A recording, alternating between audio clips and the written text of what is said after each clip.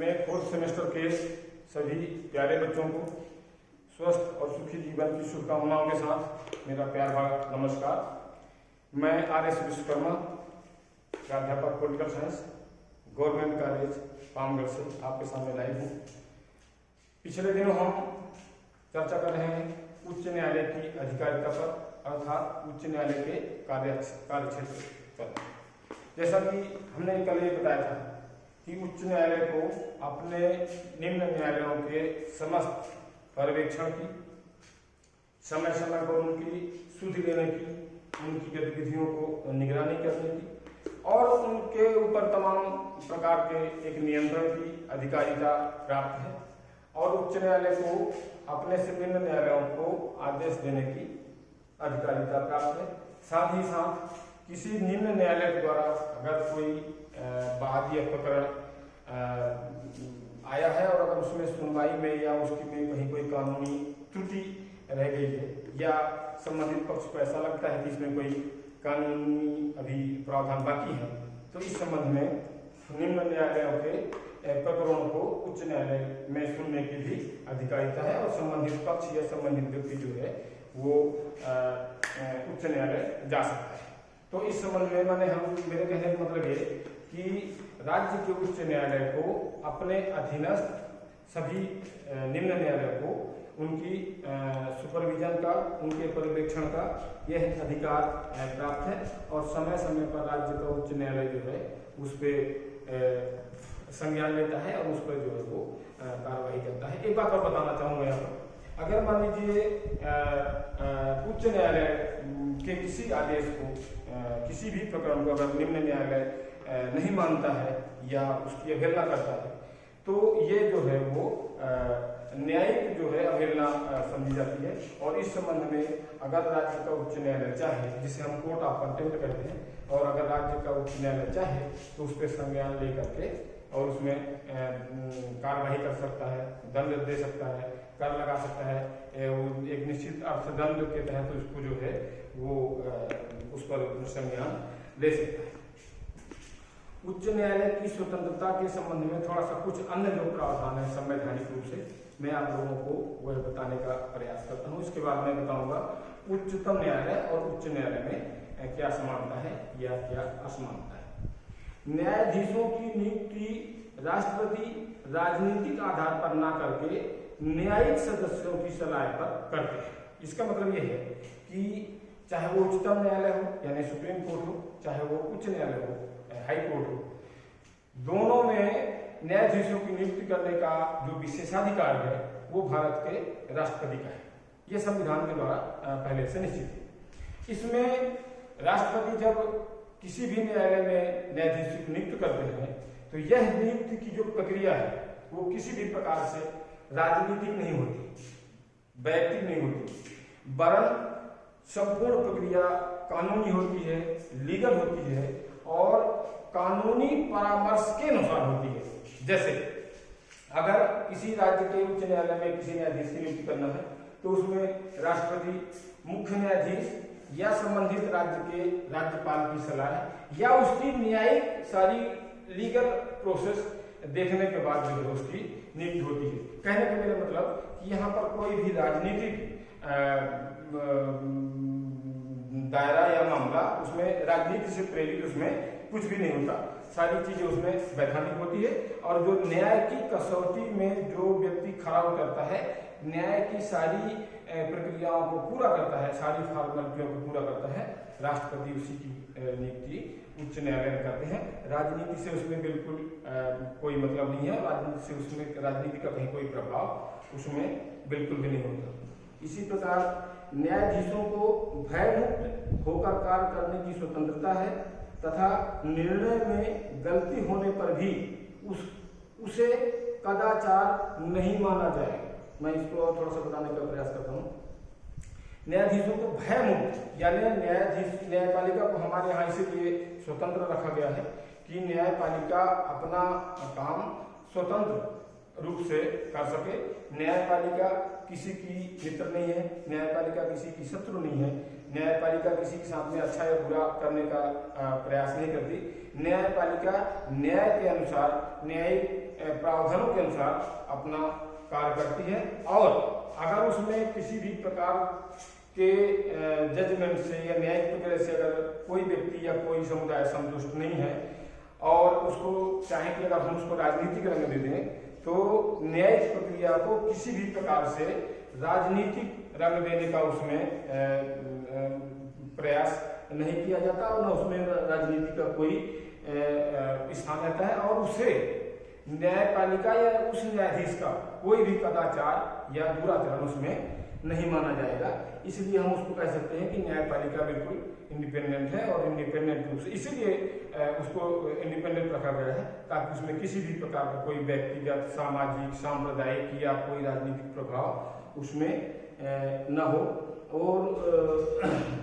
और सदन में प्रस्ताव पारित होने पर कदाचार नहीं माना जाएगा। और अगर ऐसा कोई प्रकरण है और जिसके निर्णय अगर अनुकूल नहीं है तो उसमें सदन मतलब पार्लियामेंट, सदन मतलब व्यवस्थापिका, और अगर ऐसा कोई प्रकरण आता है किसी न्यायाधीश के प्रति, तो जब तक न्यायाधीश माने सदन यानी पार्लियामेंट उसको अपने बहुमत से उस कदाचार को माने पारित नहीं करती है अपने बहुमत से, तब तक उसमें कोई हटाए या न हटाने का कोई प्रावधान नहीं है। और अगर सदन यानी पार्लियामेंट अपने बहुमत से अगर उस कदाचार को मान लेती है और दोनों सदनों से वो 2/3 बहुमत से पास हो जाता है, तब राष्ट्रपति को यह पावर है कि राष्ट्रपति अपने संज्ञान के माध्यम से संबंधित जज को पद से हटा सकते हैं, पद मुक्त कर सकते हैं। नियुक्ति राष्ट्रपति के द्वारा होने पर भी कार्यपालिका के तहत प्रसाद पर्यंत कोई भी न्यायाधीश पद धारण नहीं करता। कहने का मेरा मतलब यह है कि राष्ट्रपति के द्वारा भले ही नियुक्ति होती है, लेकिन कार्यपालिका यानी देश की सरकार, चाहे वो देश की सरकार हो चाहे प्रदेश की सरकार हो, उसमें किसी भी प्रकार का उसमें ये नहीं है कि सरकार बना रही तो इस सरकार के प्रसाद पर्यंत यानी सरकार जब तक चाहेगी या राष्ट्रपति जब तक चाहेंगे संबंधित व्यक्ति अपने पद पर रहेगा या नहीं रहेगा। यानी कार्यपालिका का, सरकार का उसमें कोई रोल नहीं है। नियुक्त होने के बाद संबंधित जज, संबंधित न्यायाधीश, जैसे उच्च न्यायालय का न्यायाधीश 62 वर्ष तक निरंतर अपने पद पर रह सकता है और उच्चतम न्यायालय यानी सुप्रीम कोर्ट में 65 वर्ष की आयु तक वह व्यक्ति रह सकता है। इस बीच में न तो उसको राष्ट्रपति हटा सकते हैं और न उसमें किसी भी प्रकार का कोई अन्य राजनीतिक हस्तक्षेप कायम किया जा सकता है। अगला पॉइंट है न्यायालयों के प्रशासनिक व्यय राज्य की संचित निधि पर भारित होते हैं। यानी राज्य की जो संचित निधि होती है वह उच्च न्यायालय के और देश के सर्वोच्च न्यायालय के जो पेंशन है, वेतन है, भत्ते हैं, जो भी है वो राज्य की संचित निधि से ही उसको पे किए जाते हैं, यानी दिए जाते हैं, व्यय किए जाते हैं। तथा न्यायालय को अपने कर्मचारियों की नियुक्ति करने का अधिकार होता है और अपने अधीनस्थ जो उसमें आवश्यक कर्मचारी होते हैं उसकी नियुक्ति करने का अधिकार जो है वो न्यायालय का ही होता है। जैसे अगर उच्च न्यायालय में किसी कर्मचारी की, अधिकारी की जरूरत है तो उसकी न्यायिक प्रक्रिया के तहत उच्च न्यायालय उसका अपॉइंटमेंट, उसकी भर्ती कर सकता है। वेतन, भत्ते, पेंशन, छुट्टी आदि संसद द्वारा बनाई गई विधि पर आधारित होते हैं। समय समय पर पार्लियामेंट जो भी नियम कानून अपने विधान के द्वारा तय करती है। अगर पार्लियामेंट चाहे तो न्यायाधीशों के वेतन में वृद्धि कर सकती है। कटौती का तो भी सवाल नहीं है, ऐसा कोई प्रकरण नहीं आया कि उसमें कटौती की गई हो। उसके पेंशन तय कर सकती है, भत्ते तय कर सकती है। अर्थात न्यायपालिका के संबंध में विधि निर्माण करने का पावर देश की पार्लियामेंट को है और देश की पार्लियामेंट चाहे तो उसके संज्ञान ले करके और इन चीजों के निर्धारण में कोई निर्णय ले सकती है। न्यायाधीशों के कर्तव्य पालन में संसद या राज्य विधानमंडल में चर्चा नहीं की जा सकती। न्यायाधीशों के कर्तव्य पालन मतलब न्यायाधीश करेंगे क्या, न्यायाधीशों का काम क्या है, कैसे काम करेंगे, कैसे निर्णय देंगे, इस संबंध में न तो संसद और न किसी राज्य की विधानसभा ये इस पर कोई निर्णय नहीं ले सकती है। न्यायाधीश अपने कर्तव्य पालन के लिए स्वतंत्र हैं और वो कर्तव्य पालन उनसे ये अपेक्षा की जाती है कि वो वैधानिक तौर तरीकों के माध्यम से ही बहुत वैधानिक तौर तरीकों के तहत ही वो अपने कर्तव्यों का पालन कर सकते हैं। उसमें विधानसभा या देश की पार्लियामेंट ये नहीं कह सकते कि नहीं आपको ऐसा करना है या आपको ऐसा नहीं करना है। इस संबंध में राज्य की विधानसभा को या पार्लियामेंट कोई भी उसमें अधिकार नहीं है और न ही कभी उनके कर्तव्य पालन के इन सदनों के अधिवेशनों में कभी कोई चर्चा भी की जा सकती है। न्यायालय अपनी अवमानना के लिए दंड दे सकेगा। न्यायालय अपनी अवमानना के लिए दंड दे सकेगा। अवमानना मतलब जैसे अगर राज्य का उच्च न्यायालय है और अगर उसके द्वारा कोई निम्न न्यायालय अगर उसके आदेशों की अवहेलना करता है तो उस अवहेलना के लिए राज्य का उच्च न्यायालय जो भी वैधानिक कार्रवाई आवश्यक समझे कर सकता है। इसी तरह उच्चतम न्यायालय ने सुप्रीम कोर्ट को भी यह पावर है कि वह चाहे तो अपने अधीनस्थ न्यायालयों के किसी भी निर्णय के खिलाफ संज्ञान ले सकता है या नहीं ले सकता, यह उसका पावर है। सेवानिवृत्ति के बाद कोई स्थायी न्यायाधीश भारतीय राज्य क्षेत्र में कहीं भी अभिवाचन का कार्य नहीं करेगा। ये बड़ा महत्वपूर्ण पॉइंट है, मैं आप लोगों को इसमें थोड़ा और बताना चाहूंगा। सेवानिवृत्ति माने रिटायर होने के बाद, चाहे वो सुप्रीम कोर्ट का जज हो और चाहे हाई कोर्ट का जज हो, अगर वो रिटायर होने के बाद अपने किसी निम्न न्यायालय में वकालत करना चाहे, कोई कानूनी पद धारण करना चाहे, वो ऐसा बिल्कुल नहीं कर सकता है। इसी तरह ये सुप्रीम कोर्ट में भी लागू है कि सेवानिवृत्ति के बाद कोई भी जज किसी उच्च न्यायालय में या उसी न्यायालय में वकालत का काम नहीं कर सकता है।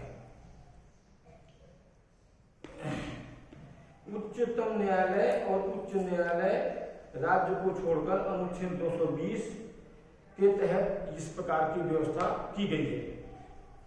हाँ, एक बात और यहाँ पर मैं आपको बताना चाहूँ, जैसे मैंने शुरू में बताया था कि अगर किसी राज्य के उच्च न्यायालय का कार्यभार अधिक है, उसमें कार्यों की अधिकता है, न्यायाधीशों की संख्या कम है और राष्ट्रपति को ऐसा महसूस होता है कि इस न्यायालय के प्रकरणों को त्वरित निपटाने के लिए, निराकरण करने के लिए इसमें अतिरिक्त न्यायाधीश नियुक्त करने की आवश्यकता है, तो राष्ट्रपति उसी उच्च न्यायालय के मुख्य न्यायाधीश की सलाह से किसी रिटायर्ड न्यायाधीश को ही इस पद पर वो 1 साल या 2 साल के लिए नियुक्त कर सकते हैं।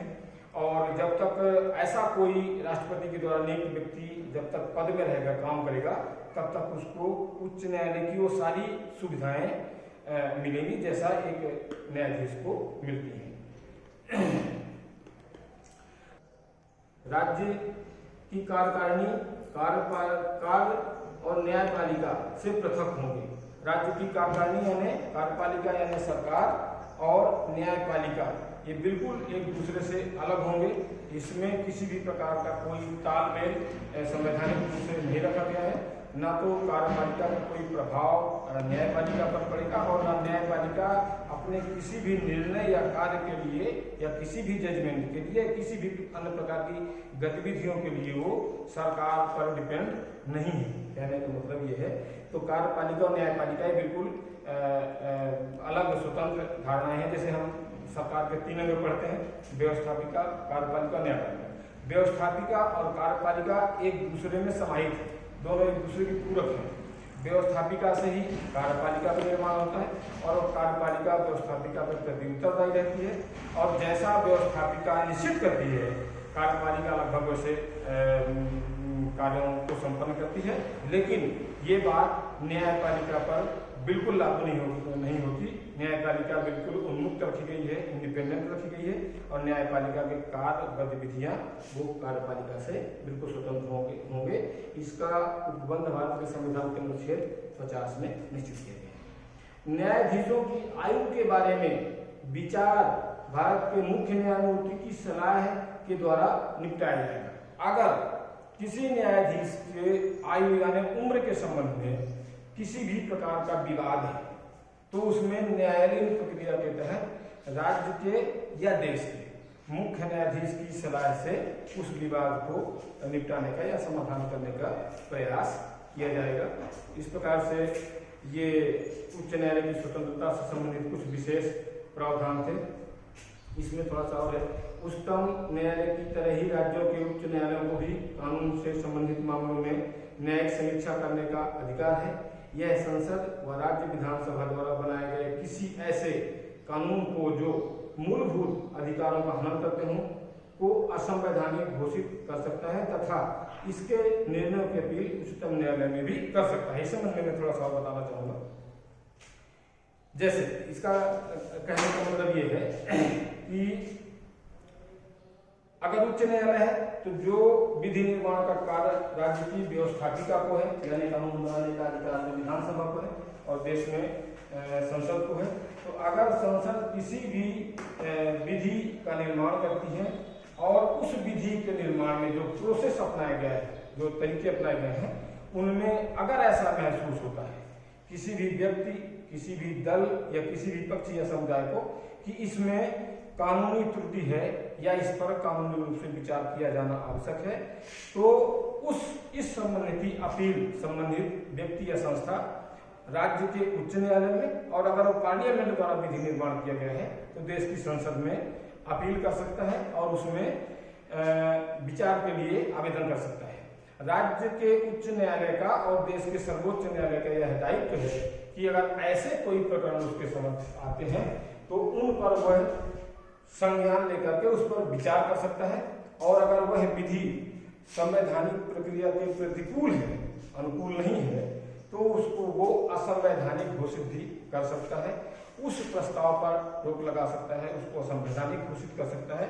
ये विशेष अधिकार जो है वो न्यायपालिका को दिए गए हैं। इस प्रकार से राज्यों के उच्च न्यायालयों की व्यवस्था है। अब हम थोड़ा सा चर्चा करेंगे अगले पीरियड में उच्चतम न्यायालय और उच्च न्यायालय की व्यवस्थाओं में कार्यप्रणाली में क्या अंतर है।